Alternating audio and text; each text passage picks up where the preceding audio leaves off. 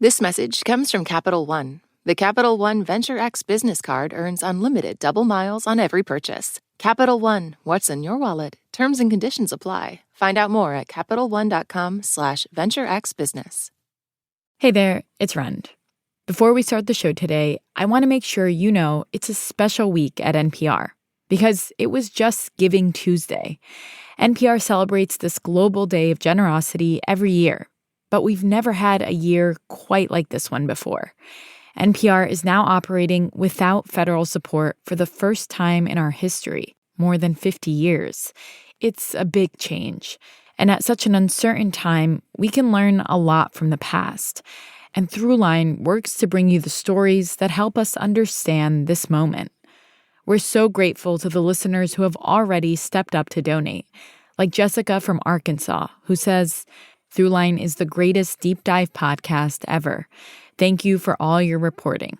Absolutely life-changing. Thank you, Jessica. That really, really means a lot. And you all can be like Jessica, too. Please make your Giving Tuesday gift right now by signing up for NPR Plus. It's a simple recurring donation that gets you perks to NPR's podcasts and bonus episodes from Throughline. Join us at plus.npr.org. Thanks again for your support. Now, let's get on to the show.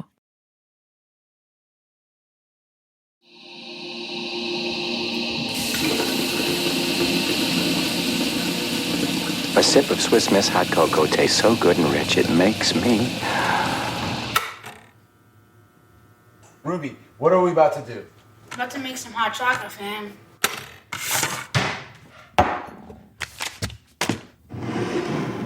It's full of real Wisconsin milk and rich imported cocoa. This is my son, Rumi. Empty delicious cocoa into the mug. And this is us doing one of our favorite winter pastimes. How do you pour that one? Making hot chocolate.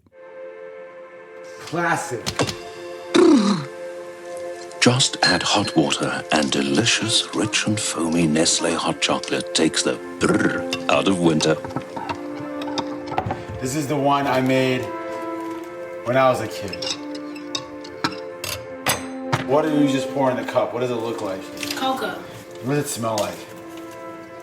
It smells like straight chocolate. Yeah, that's stuff. Stir and sip like you deserve it. Do we deserve it? Yes. I think we deserve this hot chocolate. Ooh, I spilled some. The only thing better than the way it tastes is the way it makes you feel. Yeah, okay, so tell me what you feel like now. It just makes my, insides warm up. And what else? What about the taste? The taste. Oh, the taste. It's hard to describe. It just makes you, happy and chocolatey and, warm and all fuzzy inside. Okay, gang, what do you do for a warm-up break? Swiss Miss Instant Cocoa, yodelay-hee-haw. If you also felt warm and fuzzy inside listening to us make and drink hot chocolate, it's not your fault. Hot chocolate has this kind of nostalgic spot in our culture. It's a relatively cheap, sweet, warm drink that was accessible even for a working-class immigrant family like the one I grew up in. And now as a grown man, I'm basically passing this tradition on to the next generation. Would you run a mile for a cup of hot cocoa? I wouldn't run a mile, but I would run, How many laps? I'll run, 2. 2 laps for a hot chocolate. 3! If the hot cocoa's fresh, it'll do 3. But this is Throughline, and so we're going to ask the question, why? Why does chocolate have this place in our culture? Where did it come from? How is it produced? And who is producing it?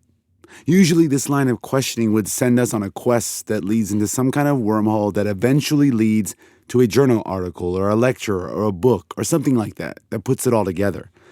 Well, in this case, shockingly, there wasn't a ton of scholarship on chocolate history. Cocoa is considered an orphan crop in that it does not have the same research resources that we see for things like rice, potatoes, fish, etc. And as a result, it is less studied, it is less written about, it is less understood. This is Carla Martin. I am a lecturer in African and African American Studies at Harvard University. She's also president of the board of the Institute for Cacao and Chocolate Research. I think part of that is because we treat it as silly. It's like the Willy Wonka-fication of chocolate. And it is actually very serious business. And so I appreciate anyone who takes the time to think about it as seriously as we would any other part of our ethical or moral lives. According to several different market research companies, the chocolate industry is currently worth about $150 billion. And as you might have guessed, it has a complex, fascinating history. Chocolate's one of those things that kids love. And so I'm a big proponent of, if we want people to be educated about this, we have to start as early as they get access to chocolate. This is produced on farms, basically, where sometimes kids, your age, sometimes younger, work. Would you give up chocolate if it meant those kids didn't have to work? Of course. Okay, before you get all, oh my God, why are you ruining chocolate for your kid? First of all, he's used to it. His dad is a journalist. Second, in the course of doing research and calling up experts like Carla Martin, I learned an amazing fact. Most of the world's cocoa, or it's also called cacao, comes from two West African countries, Ghana and Cote d'Ivoire, also known as Ivory Coast. Carla Martin was actually living off the coast of West Africa in Cabo Verde when she first became interested in cocoa production. And while I was living there, I met some people who had returned from that work and who had been disabled by how difficult the work was. I met many other people who had family members who had never returned. And as a longtime chocolate lover, this was eye-opening for me. It wasn't something I had been aware of. I wasn't, at that time, fully clued in to what it meant that my cocoa that I loved was coming from a supply chain that was fraught with these kinds of labor issues.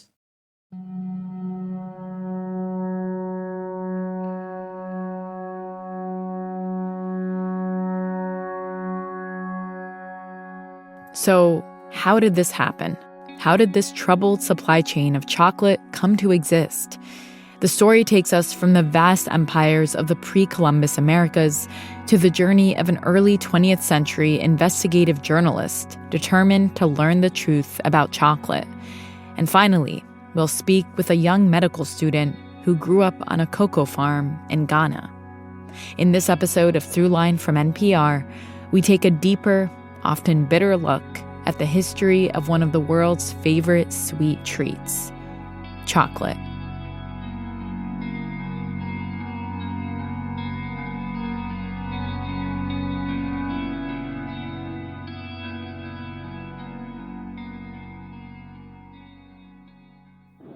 Hello, this is Rochelle from Vancouver, Washington, and you're listening to Throughline from NPR. Thank you all for what you do. This message comes from Charles Schwab. When it comes to managing your wealth, Schwab gives you more choices, like full-service wealth management and advice when you need it. You can also invest on your own and trade on Think or Swim. Visit schwab.com to learn more. This message comes from LinkedIn, delivering candidates who rise above the rest. With an up-to-date view into shared connections, skills, and interests you won't find anywhere else, your next great hire is here. See why 86% of small businesses who post a job on LinkedIn get a qualified candidate within a day. Post a job for free at linkedin.com/NPR. LinkedIn, your next great hire is here. This message comes from LinkedIn. Running a business means you wear a lot of hats. Luckily, when it's time to put on your hiring hat, you can count on LinkedIn to make it easy. Post a job for free or pay to promote it and get 3 times more qualified candidates. 86% of small businesses find their next great hire in 24 hours. Also, easily share your job with your network. Plus, manage everything all in one place. Post, match, hire, done. Post your free job at linkedin.com/NPR. Terms and conditions apply. This message comes from Instacart. It's Sunday, 5 p.m. You had a nonstop weekend. You're running on empty, and so is your fridge. You're in the trenches of the Sunday scaries. You don't have it in you to go to the store, but this is your reminder. You don't have to. You can get everything you need delivered through Instacart so that you can get what you really need. More time to do whatever you want. Instacart, for one less Sunday scary. Part 1. The Money Tree. Cacao grows on a tree. It takes cocoa trees 3 to 5 years to begin to produce fruit regularly. The fruit goes on the thickest part of the tree, the trunk of the tree. These fruits take on the shape of roughly like a Nerf football. They come in different colors, yellow, reds, greens. The cacao pods have a bumpy outer shell, and when you break into them, what's inside is 30 to 40 different seeds, and those are what we know as cacao beans. They are the seeds of the cacao fruit. Seeds that get processed and mixed with other ingredients to become what we know today as chocolate. Cacao originally kind of came out of the primordial ooze in the Amazon region. This is Carla Martin again. She's an African and African American studies lecturer at Harvard University. And it then, over time, spread into what is today southern Ecuador. We have evidence of its consumption at least 5,000 years ago there. It also moved up the Americas into what is today Central America and southern Mexico. And in that particular region, it took on a distinct cultural significance. It came to be used in 4 different ways. It was used as a food flavoring. It was used as a beverage, and there were thousands of recipes that used cacao in beverage form. It was then also used as a spiritual offering, so it took on an important social significance in these different groups of indigenous people. For example, cacao would be present at official meetings and marriage ceremonies, and was even used as an offering when rulers passed away. And it was used as a currency. And that is where the big interest initially came with European conquest of Central America, because cacao was quite literally the money that grew on trees. By the early 1500s, the first Spanish conquistadors had arrived on the shores of the New World. It was here that they would come across cacao for the first time. The place in the world that produced the most cacao at this time was the Pacific coast of El Salvador, known as the Izalcos region, where the Pipil people were producing enormous quantities of cacao, and the Pipil people were also producers of something that we today say every time we say the word, and that is chocolate. So the first recipe for chocolate came from somewhere in this region. So they were roasting and deshelling cacao beans, grinding them into a paste, and then adding them with some kind of sweetener. It could be honey, it could be agave, and then also putting in, at times, some vanilla. And that is very, very similar to what people who are listening might know of as dark chocolate today. And when the Spanish brought cacao beans back to Europe, they would be used as a kind of medicine for things like fatigue, digestion, bowel function, and so on. Meanwhile, back in Mesoamerica, the Spaniards wanted to stockpile cacao since it was used as currency there. Once the Spanish really began the conquest, they were granted what was called the encomienda system by the Spanish crown. That allowed them to effectively enslave indigenous people working on, they called them, cacao orchards. They were a version of plantations. And to require that those indigenous people would produce cacao beans for them in the form of tribute. They, in a kind of cynical way, they promised that they would protect these indigenous people, that they would bring them the Catholic faith. Of course, what resulted was utter destruction of their societies, mass death, great deal of violence. Many indigenous people died from infectious diseases that the Spanish brought with them. It was also during this time that Spain, along with other European powers, began to invest heavily in another crop, sugarcane. Now, sugar plantations are notoriously brutal. Data that we see about enslaved Africans arriving, let's say, to the Caribbean, shows that when they would arrive during the colonial period, they might live anywhere from 5 to 8 years working on that plantation because the work was so intense. Even today, for people who are working on sugar plantations, they equate their energy expenditure to them running a half marathon 6 days a week. And so this is incredibly difficult work to work on sugar. Now, if we then transfer to what it means to work on cacao, it is actually less overall labor intensive. And so growing cacao was seen as a way to get more profit out of enslaved people on plantations. It became attractive as something that elderly people could do, that children could do, that could be done in a less intense system, that would be on the side of sugar production in lots of places. The work of growing cacao may not have been as difficult as sugar, but it was still very hard work. First, you would have to pick out the small beans from the cacao pods, ferment them, then dry them for a few more days. And when you consider the conditions and hours people were doing this work, then it becomes even more evident that it was not easy.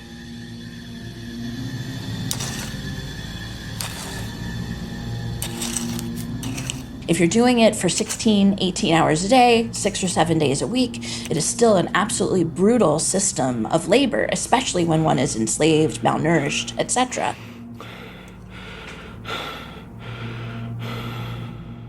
It was designed as essentially a complement to sugar production. And it was only the rich and noble class in Spain that could afford to have cacao, which they often had in the form of a drink.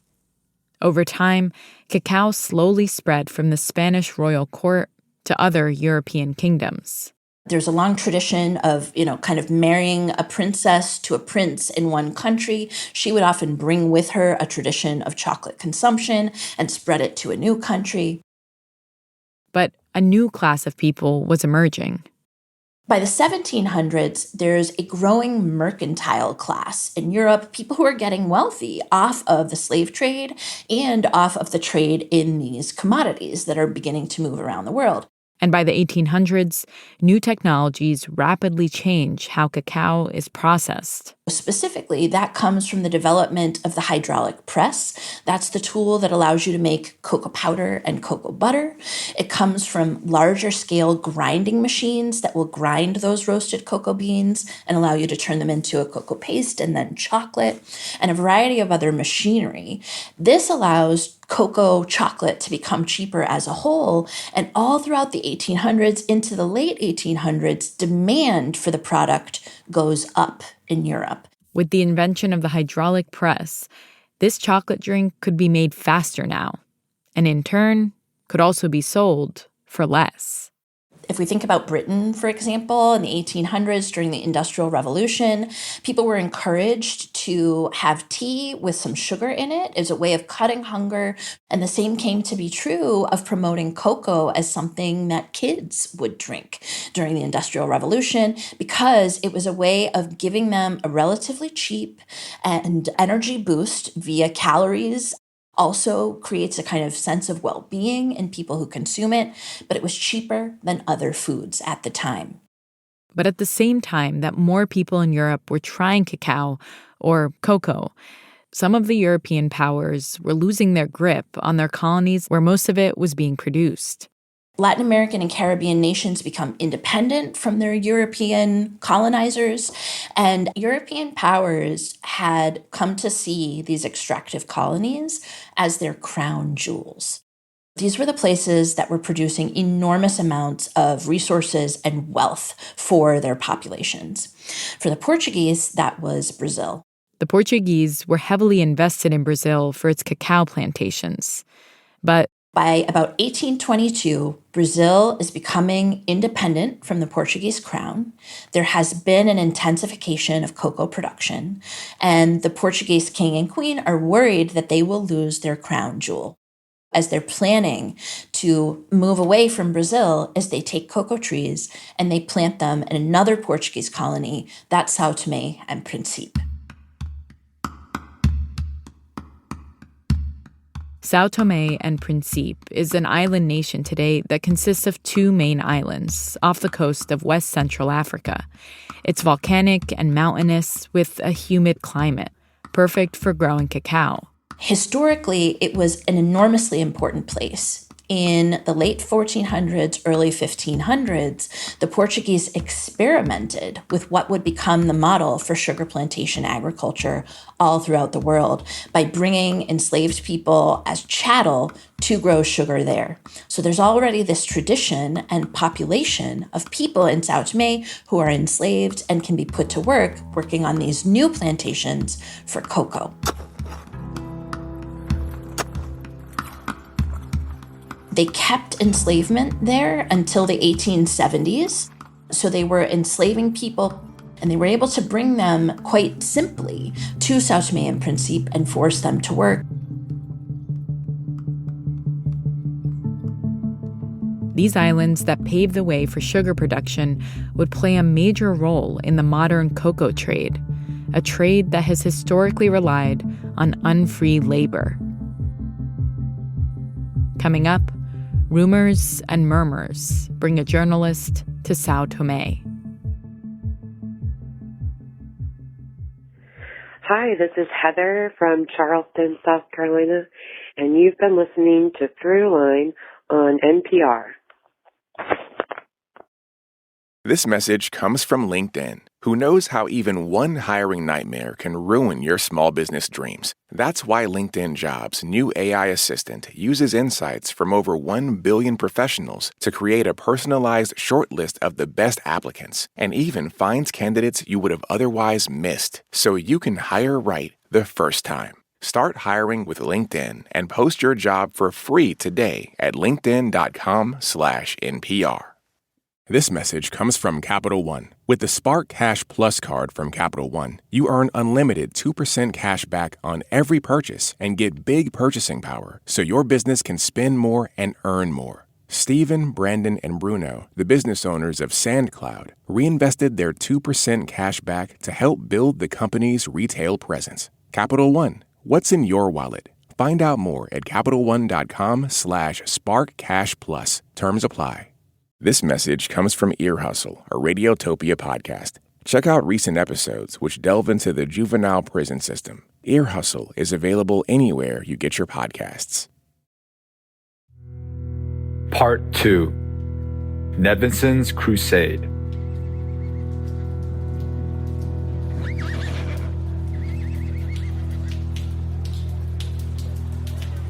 Bourneville, England, 1901.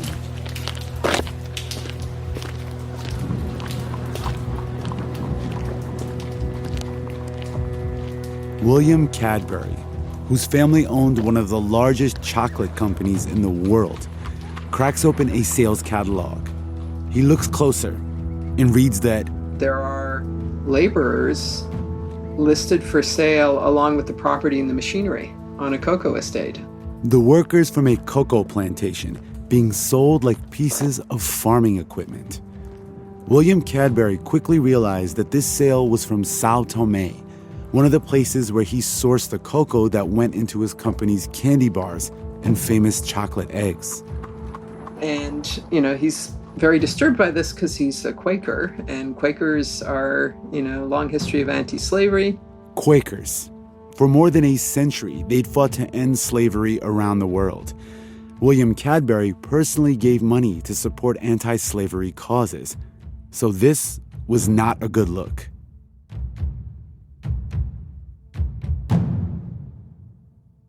So he starts making inquiries. He demands answers from the Portuguese government. The Portuguese basically make the argument that the laborers are freely recruited in Angola, a nation in southwest Africa on the mainland that's also controlled by Portugal. They sign a 5-year contract, and once they get to São Tomé and Príncipe, they're housed, they're fed, they're clothed, they're paid. Therefore, this is not slavery. William Cadbury knew that São Tomé was a major source of cheap, high-quality cocoa that he needed for his growing chocolate empire. But he also didn't want anything to do with slave labor. So he reported the Portuguese government's response to the board of directors and continued to push the British government to do something about it. Then, in 1904, a veteran investigative journalist named Henry Wood Nevinson reached out to him and says, hey, I'd like to try and figure out what's going on in São Tomé and Príncipe. Also, before I forget, this is Catherine Higgs. I'm a professor of history at the University of British Columbia in Canada. She specializes in the history of commodities, my dream job, and she wrote a book called Chocolate Islands, Cocoa Slavery, and Colonial Africa. Catherine says that as far as we know, William Cadbury was genuinely disturbed by the idea that his cocoa was being produced by enslaved people. And he knew there were murmurs in the industry about this issue, so he decided to reply to Henry Nevinson. Nevinson is aggressive, certainly in the way I've seen journalists be aggressive, absolutely, right? He asks for introductions to planters in São Tomé and offers to help investigate for Cadbury. And Cadbury basically tells him no. He rejects Nevinson. He's very polite to him, right? He's a Quaker, he's a pacifist. Gives him a nice note, gives him a couple of references in São Tomé and Príncipe, and sends him on his way. This move would prove to be a mistake. Cadbury's concern is that Nevinson goes into the investigation assuming the worst. And he's being paid to produce long-form journalism that, is not going to be nice. Henry Wood Nevinson, being a dedicated muckraker, had already gotten a deal with Harper's Magazine, one of the most successful periodicals in the U.S., to investigate whether slave labor was being used on cocoa farms in São Tomé. But he didn't go directly to the island. He started in Angola, where workers were being recruited. Vast places with relatively low populations and lots of empty space.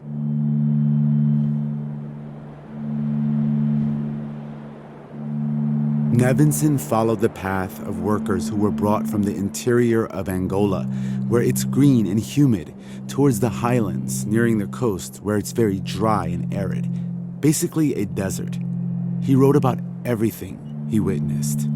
He saw skeletons of people who dropped dead along this recruiting route. You can die in a day in the desert if you're walking across Angola. That path is strewn with dead men's bones. You see the white thigh bones lying in front of your feet, and at one side, among the undergrowth, you find the skull. These are the skeletons of slaves who've been unable to keep up with the march, and so were murdered or left to die. And he saw wooden shackles. Even as you come down to the river, you find slave shackles hanging on the bushes. So these would be a kind of yoke that went across your shoulders and held your hands. And sometimes your feet were shackled just enough so that you couldn't run away, but you could walk. You find shackles of various ages, some quite new with the marks of the axe fresh upon them, some old and half-eaten by ants. And he can't unsee what he's seen.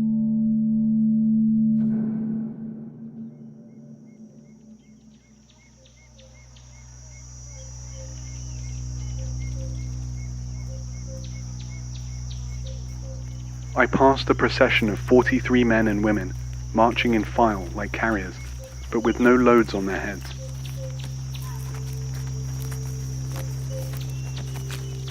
Four natives in white coats and armed with guns accompanied them, ready to shoot down any runaway on their way to the ship for São Tomé.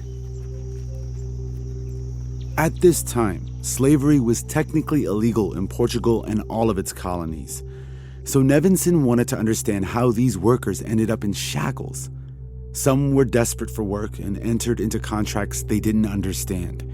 Others were forced into labor because they'd broken arbitrary laws like loitering.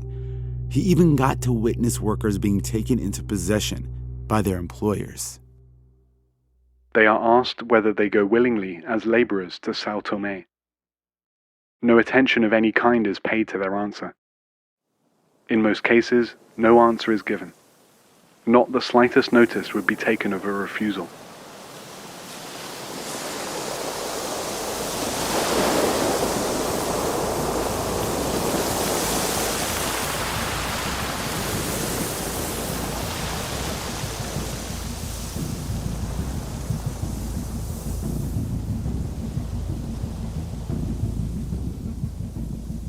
Henry Wood Nevinson followed the workers on their journey across the sea to the island of Sao Tome.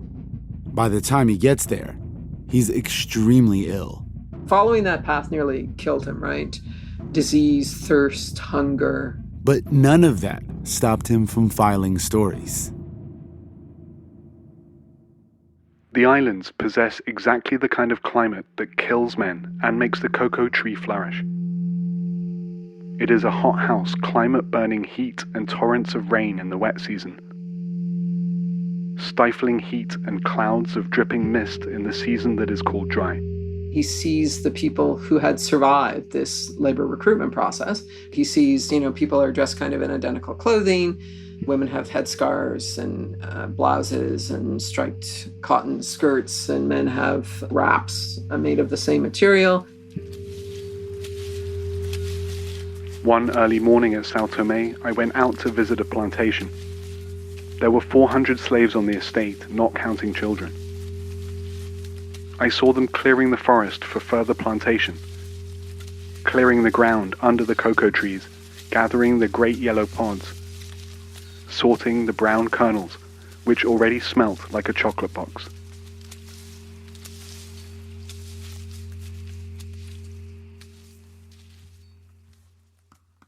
One of Nevinson's biggest challenges was that he didn't speak Portuguese or any African languages, so it was hard for him to conduct interviews. But one day, he was able to have lunch with a plantation doctor and the plantation manager who spoke French, a language Nevinson did speak. The death rate on this rocha, he remarked casually during the meal, is 12 or 14% a year among the services. What the Portuguese called workers. And what is the chief cause, I asked. Anemia, he said. That is a vague sort of thing, I answered. What brings on anemia? Unhappiness, he said.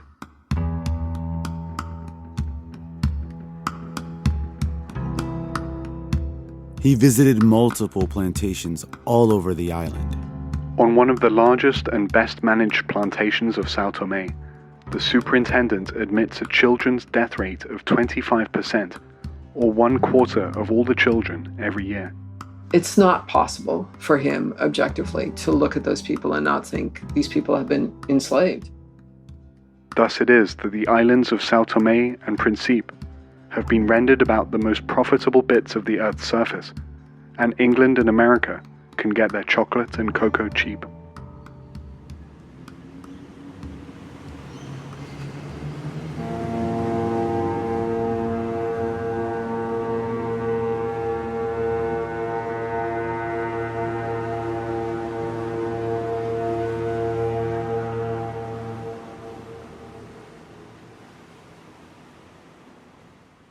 Henry Wood Nevinson arrived back in England in 1905, a month before the Harper's series was published.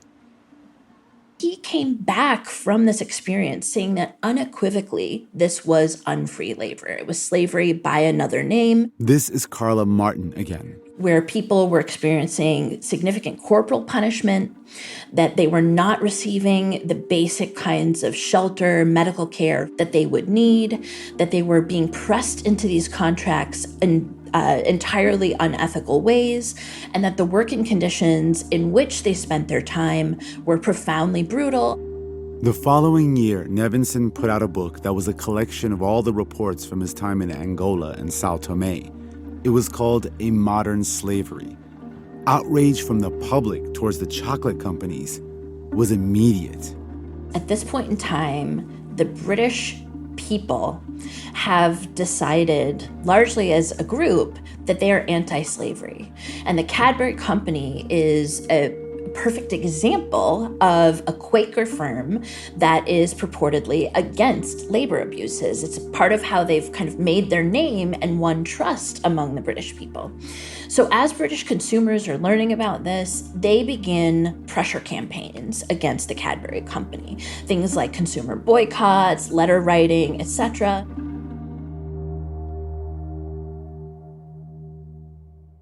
This is where things get weirder. Okay, so what the general public might not have known at this point is that William Cadbury had already started his own investigation into slave labor on cocoa plantations. Remember back in 1904 when he'd rejected Henry Wood Nevinson? He shuts the door and thinks, oh gosh darn, I better find somebody else to do this. So he starts looking earnestly for his own representative to send. He finds a private investigator that was not like Nevinson. From William Cadbury's perspective, he felt that Nevinson went into the project determined to prove it was slavery, rather than to consider other options. So he gives him financial support and asks him to go to Africa and look into this. But Cadbury's investigator takes the opposite route as Nevinson. He starts in Sao Tome and eventually makes his way to Angola. Initially, he didn't know if what he was seeing was slavery, but by the time he finished his journey in 1907... he basically agrees with Nevinson completely. This is a quote from the investigator's report. "If this is not slavery, I know of no word in the English language that correctly characterized it."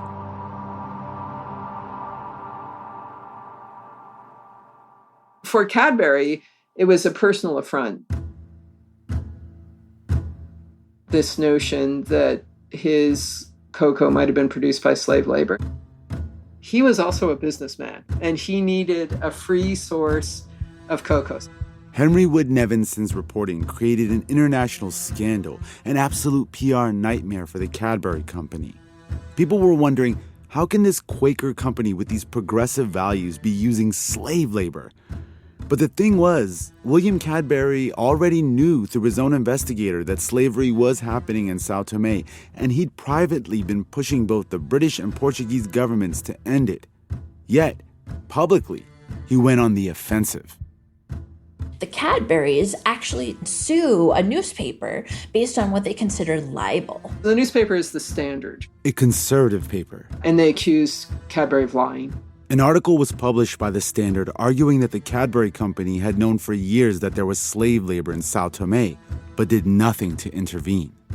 So they actually go through a very public court case where they're saying, you can't say this about us. Cadbury basically argued that they'd been fighting to end slavery in Sao Tome, and so the implication that they'd been hiding it from the public intentionally was libel. The jury found the Standard guilty, the Standard newspaper, guilty of libel against the Cadbury Company. The court essentially finds, okay, yes, maybe there was some libel here, but we're only going to award you 1 farthing, which is 1/4 of 1 penny. As a way of showing that we actually agree that you've done something wrong and you need to take action on this problem. So they're basically saying you were hiding this information. And so for the Cadburys, this immediately becomes a kind of ideological problem. It does not suit the way that they see themselves or interact with the world, but it also, over time, becomes a public relations problem.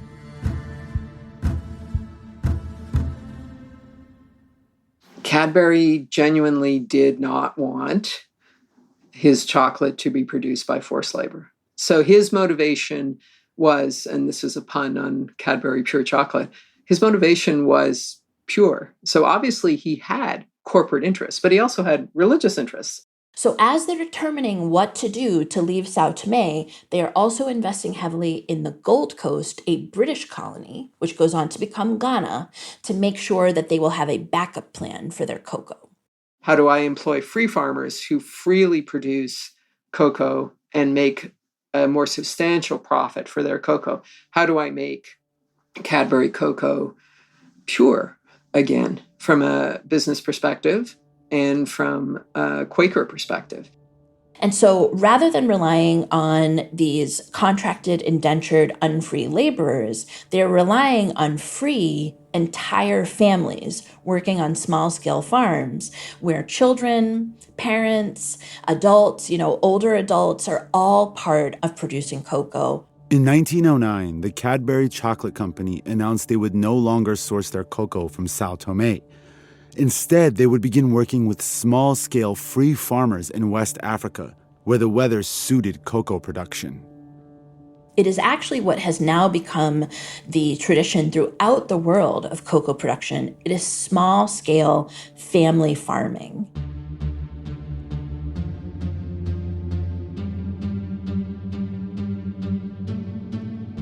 Sao Tome would go on to lose its place as the largest producer of cocoa in the world.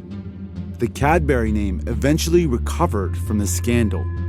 Henry Wood Nevinson became a correspondent during World War I and is today considered one of England's most legendary journalists. The new system used by the Cadburys for cocoa production in West Africa lasts until today, but not without its own set of problems.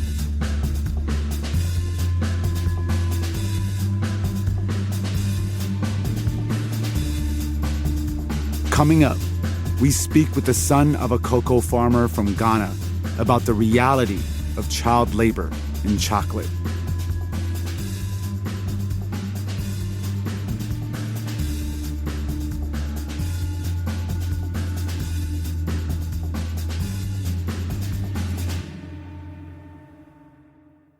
Hi, this is Megan from Newport, Rhode Island, and you're listening to Throughline by NPR.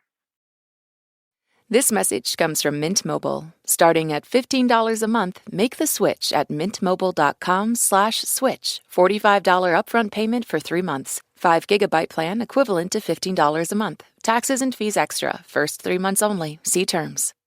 This message comes from Viking, committed to exploring the world in comfort. Journey through the heart of Europe on an elegant Viking longship with thoughtful service, destination-focused dining, and cultural enrichment on board and on shore. And every Viking voyage is all-inclusive with no children and no casinos. Discover more at Viking.com.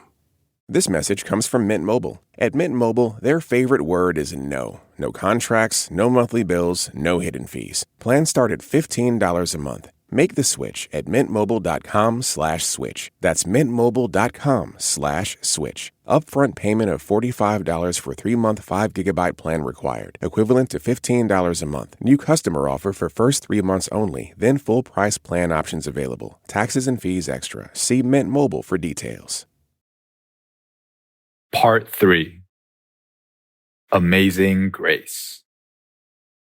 There are today 5 to 6 million cocoa farmers around the world.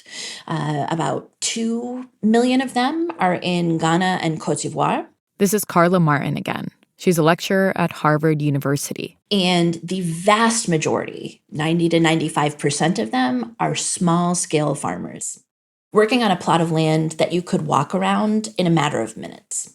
These farmers are the ones who make the cocoa that goes into most of the chocolate products we love. If you buy hot cocoa, a chocolate bar, a chocolate bunny, and it does not explicitly say on the package what country it came from, the chances are that that is a blend of cocoas from different parts of the world. The majority of that blend will be sourced from West Africa. Okay, so what's the big deal? Chocolate production was moved to West Africa and put into the hands of independent, small-scale farmers in order to avoid slave labor. That is true. But as the 20th century went on, demand for chocolate increased. So basic market economics here, pressure was put on farmers to keep up with that demand by creating more supply. But as they did that, prices either couldn't keep up with inflation or went down, which meant doing more work for less money. They were not being paid for their labor, but rather for the weight of the commodity that they produced. And so that's at least part of that kind of calculus that was being made strategically about why to, in many ways, push for small-scale farm production of cocoa.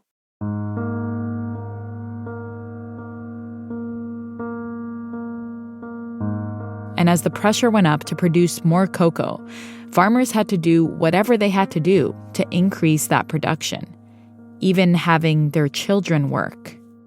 Child labor could be something like my mom, when I was a kid, telling me to take out the trash, which was, beneficial to my maturity, a way of me being involved in household chores. There are, however, other kinds of child labor that people have agreed upon internationally should be eradicated because it is labor that is seen as morally or physically injurious to children. There are cases where these worst forms of child labor take place, and they take place in a couple of different ways. In a small number of cases, these are taking place via the trafficking of children from one country to another or one region to another, where they are forced to work as unfree laborers on cocoa farms. And these are often vulnerable children who don't have any other recourse or way to kind of escape this system of labor. According to Walk Free's Global Slavery Index, about 16,000 children a year are trafficked in Ghana and Ivory Coast to work on cocoa farms. They're usually forced to work for free on farms that don't belong to their own families. But this is not the majority of child labor cases. The majority of cases where children are working on their family farms and they are experiencing injury because they might be carrying something that's too heavy for their developing musculoskeletal systems. They might be exposed to pesticides. They have developing lungs. And this is the most common form of child labor that exists in cocoa.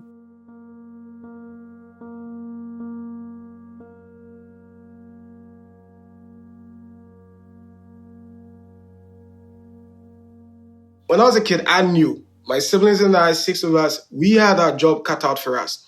All we knew was just, at that time, is, you work hard if you want to make more and, you can have a good harvest and you can get some good sales. Yeah. This is Shadrach Frimpong. I am one of 6 children of cocoa farmers. I grew up on the farm, saw electricity when I was maybe in my teens. Shadrach is from a village in the western part of Ghana where there are a lot of cocoa farms. It's insane. If you have over 3,600 communities, right? And almost 850,000 cocoa farmers in a country that has a little over 30 million people. And that's a lot of the population. He has fond memories of growing up in the cocoa farming village. It was a simple, peaceful life, a lot of discipline and structure, because it's about survival in those settings. There's not much luxury. One thing I appreciated growing up, the sense of communalism is insane. Over there, I could go into anybody's house and eat. I could go into people's and then somebody can see me, hey, what are you walking around? Come help me out on my cocoa farm. Let's go. Cocoa farming has actually been in Shadrach's family for generations. We were told as young people that you have to continue the legacy. It's a spiritual thing. There's blessings and all of that attached to it. So it goes beyond just food and revenue to, a spiritual thing where, keeps blessing the family line. Shadrach might have just stayed in Ghana and been a cocoa farmer himself. But something happened to him when he was a kid, something that happens to lots of kids who work on cocoa farms, that altered his life's path.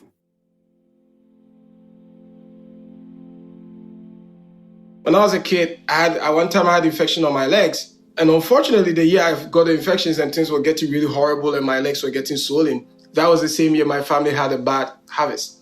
Shadrach's family, like many other cocoa farmers in Ghana, despite working very hard, didn't really have any rainy day funds. They were forced to leverage everything they had to pay for his medical care in a hospital hours away. That's what they did. They put the family land as collateral, got me to the nearest health facility. When we went, they were like, you came so close to getting it amputated. He was lucky. They saved his leg. He was about 9 or 10, but he realized just how shaky his family's financial situation was. I mean, it just dawned on me, like, seeing how helpless my parents were, the rest of my siblings were going to struggle to feed and I became acutely aware how vulnerable families like mine were, because at the time my father started thinking of, maybe my older brother may have to go, work on other people's farms to help the family. So you see the child labor effect begin to kick in. And so for me, the thing it gave me at that time was, man, if a family member is sick, the implications are insane.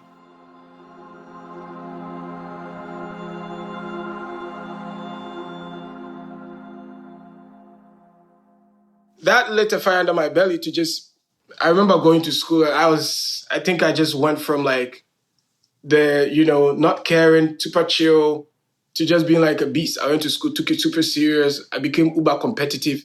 At night, he would stay up late studying, using the family's lantern. Just like do my homework steady. When I went to high school, same fire. He did so well that he won a scholarship to study at a prestigious boarding school in Ghana. After high school, he moved to the United States and studied biology at UPenn. At the University of Pennsylvania, we had one class, and the professor, he gives a lecture on the biology of food. And then he talks about cocoa and how chocolate and everything. And then he pulls up a slide, and he's like, well, you guys know, Ghana is the second leading exporter of cocoa. The country makes like billions of dollars. I'm sitting there like, hold on, buddy. What are you talking about? If cocoa farmers are that crucial, how come we're so poor? Shadrach was able to bring his father to Pennsylvania to see him graduate. This guy has worked so hard all his life, and his first time leaving the city, gets on and then he's on the flight all the way to the U.S. He comes over, and I'm like, buddy, Hershey is down there. Hershey, Pennsylvania, home of the headquarters of Hershey Chocolate.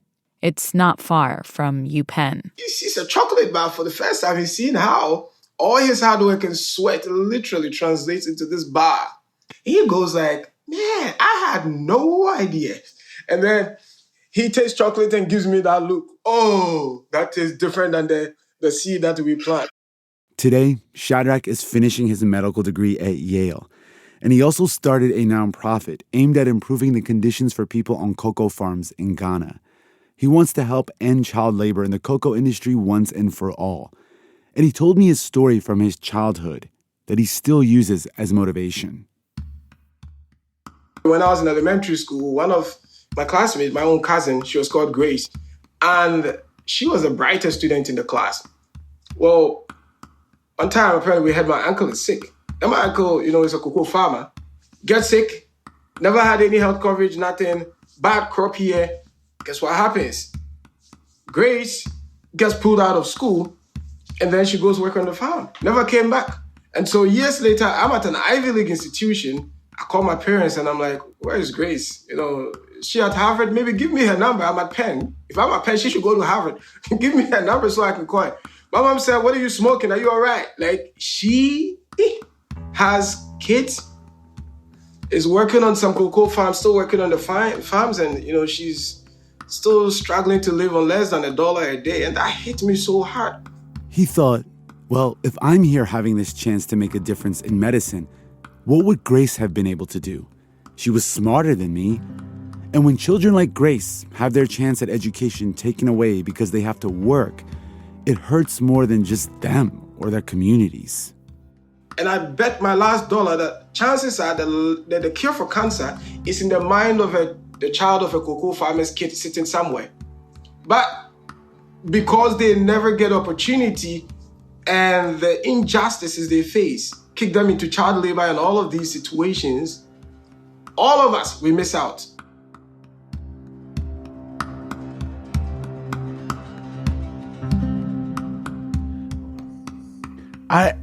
What a powerful way to put it. Do you want people, when they hear your story, to think about that potential and about the hard work people have put in to create, ultimately, this product, chocolate? I hope that especially in these very tumultuous times, as a world, we can see that, we're all one people, we can come together and great things can happen. And most importantly, we can make great things happen for the very people who make sure we get our chocolate and stuff, and we all love, it's getting winter, it's coming, everyone's going to get hot chocolate. Every time they sip hot chocolate, hopefully they can remember my parents. But I keep saying, these cocoa farmers, they have the same vision and dreams, like the CEO of Hershey and Nestle. And we should never forget that. Over the last several decades, the chocolate industry, including companies like Cadbury, Nestle, and Hershey, have worked with nonprofits and the Ghanaian government to reduce child labor. And they support a company called the International Cocoa Initiative that has the goal of reducing child labor in the cocoa supply chain. They have had some success, but despite these efforts, hazardous child labor is still a fixture of West African cocoa farming.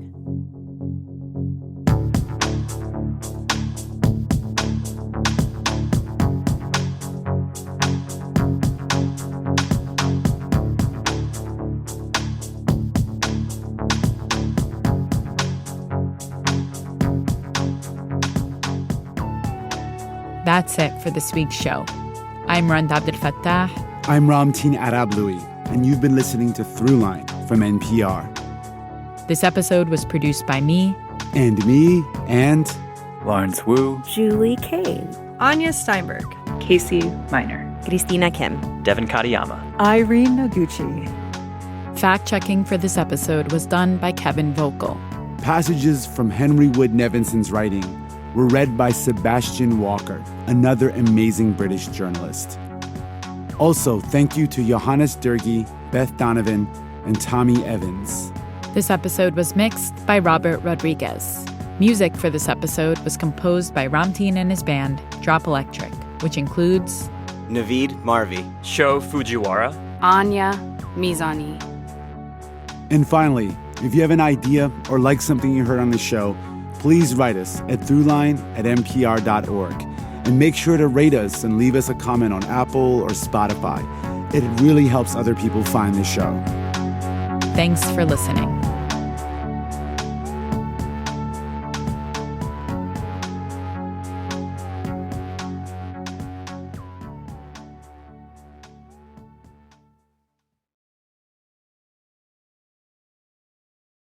This message comes from Vital Farms, who works with small American farms to bring you pasture-raised eggs. Farmer Tanner Pace shares why he chose to collaborate with Vital Farms when he brought pasture-raised hens to his small Missouri farm. Probably the best thing about being a Vital Farms farmer is working with a group that is not just motivated for one thing. They're motivated for the well-being of the animals, for the well-being of the earth. They care about it all, and that means a lot to me. To learn more about how Vital Farms farmers care for their hens, visit vitalfarms.com. This message comes from Jerry. Are you tired of your car insurance rate going up, even with a clean driving record? That's why there's Jerry, your proactive insurance assistant. Jerry compares rates side by side from over 50 top insurers and helps you switch with ease. Jerry even tracks market rates and alerts you when it's best to shop. No spam calls, no hidden fees. Drivers who save with Jerry could save over $1,300 a year. Switch with confidence. Download the Jerry app or visit jerry.ai/NPR today. This message is sponsored by DSW, the birthplace of the humble brag. Full of all kinds of shoes that get you at prices that get your budget. And when there are never-ending options for every style, mood, occasion, and budget, there is unlimited freedom to play. And that's something to brag about. So go ahead, stock up on fresh sneakers from your favorite brands, or try those boots you always secretly knew you could pull off. Find the shoes that get you at prices that get your budget. DSW, let them surprise you.